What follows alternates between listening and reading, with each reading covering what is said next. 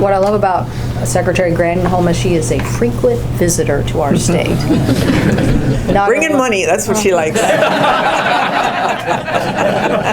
That's not bad. That's not bad. It's not bad. You know, I was sitting here looking, you know, we can see the University of Washington from here, and they also are a pretty big player in all of this. But Secretary Granholm has not just been to the National Lab, but has been to visit us on sustainable aviation fuel. Was with her yesterday on next generation battery technology made from silicon anodes instead of graphite anodes, and you have been here on many other things, and now today on AI. So we so appreciate your leadership. Really exciting to have you at the helm when we're talking about this kind of transformation. And because what you just mentioned is you need to have public-private partnership and collaboration. And I know you knew that before you got to the Secretary's job as governor of a state where they also had to make a key transformation in a sector, a huge sector of your economy.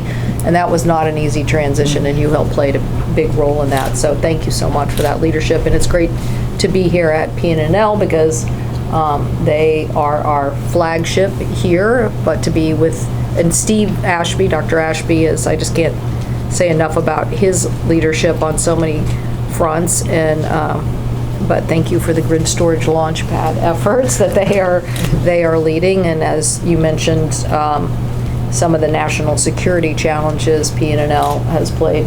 The problem is nobody knows what they do because we can't talk about it. You have to go underground to see it, and then you're not supposed to talk about it. So, but it's a little known activity, but obviously all our labs have this kind of effort, and we just appreciate having this kind of collaboration with everybody this morning. So we love to collaborate in the Northwest. We love it, love it, love it. That's kind of in the big picture thing right now. When you think about it too, we're trying to lead that charge nationally, thinking about this private sector lander that landed yesterday.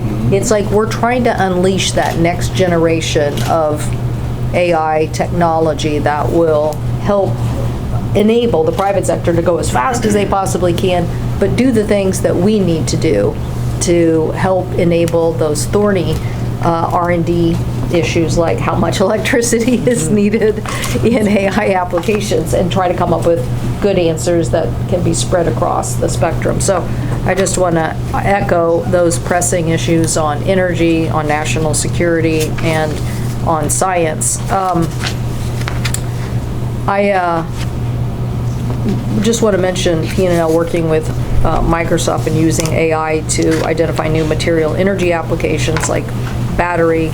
Everybody here, we already had a chance to chit chat a little bit. It is about that huge opportunity to be really smart about the supply chain and figure out what we need and bring it home or concentrate it so we can go faster.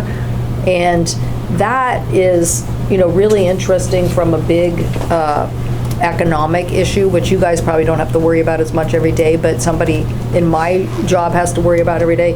We are not growing the middle class.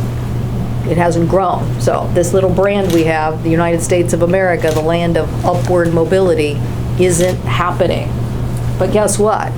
If advanced manufacturing meets the information age, and you can have a renaissance in U.S. manufacturing, and the Secretary could give you chapter and verse about how many jobs we already have enabled. We just don't have the workers to do them. 14.8 million, but anyway. Yeah. That this is even beyond the scientific element of this. There is this huge opportunity for the United States to go back to skilling and training people, 2-year technical degrees, but 6-figure incomes. And who doesn't want that?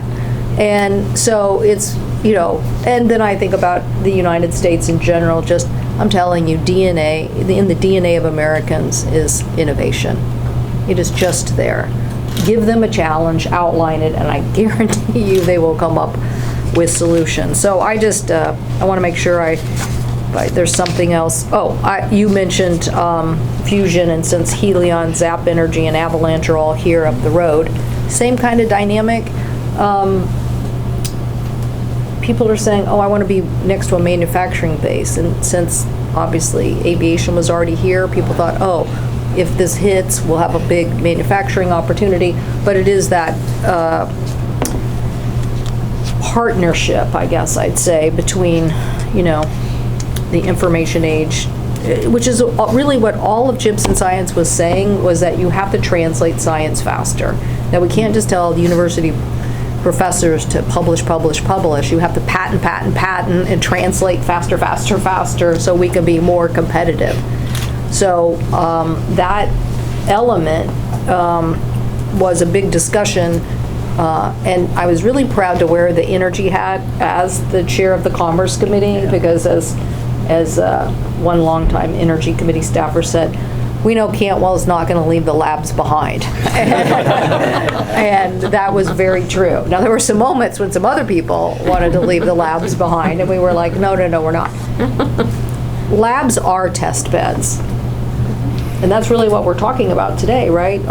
What can we do to take the thorniest issues that the individual companies don't have the opportunity to solve, and what do we need to put test bed resources behind so that we can help with that. So I just want to mention a couple of things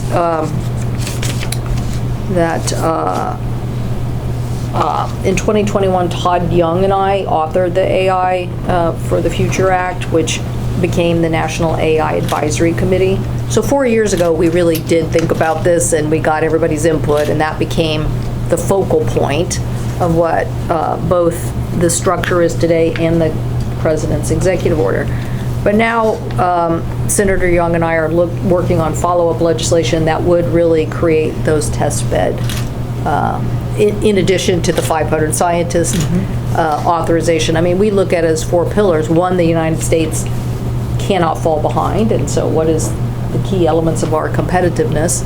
2, how does the U.S. government stay ahead so that they know in their own decision making what they need to do, which is kind of growing our AI muscle as an organization, dealing with the immediate threat on the security side from deep fakes. And Ryan Callow here at the University of Washington, I mentioned them earlier, but they are a leader literally in the deep fake paradigm. And Ryan told me a couple years ago, he goes, this will get so good you won't be able to tell the difference. So we have to get to a point, ARPA does a good job now of publishing and distinguishing, but at some point it'll become trickier, so we gotta move faster. And then the last thing, as you mentioned, is the scaling of the workforce in general, so that we can educate and skill people, not just for us to maintain our competitiveness, but also, to think about economies in the transition.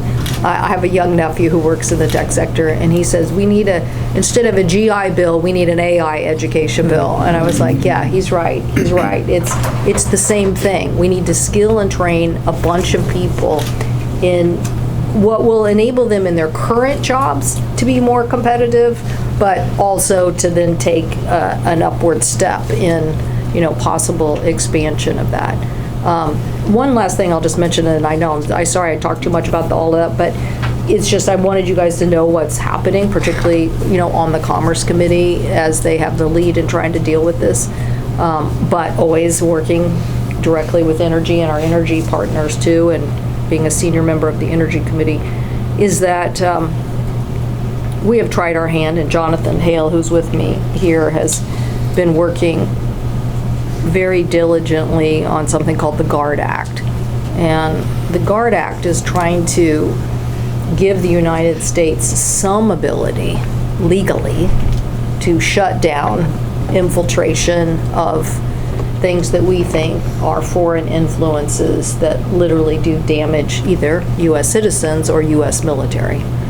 Now, that's easier said than done, particularly from a legal perspective, but we have been in consultation with all federal agencies, and anyway, we still hope to get there, is all I'm going to say. We still hope to get there on the GUARD Act, but would love to partner with anybody here who either from a technology perspective might have some tools because we think this is going to be, continue to be pretty deep into the kind of activities that foreign entities might do, that, it'll take a lot of technology to discover what they might be doing, but then the key problem we have is that we do not have a legal authority as a nation to stop this, and we're trying to create that construct.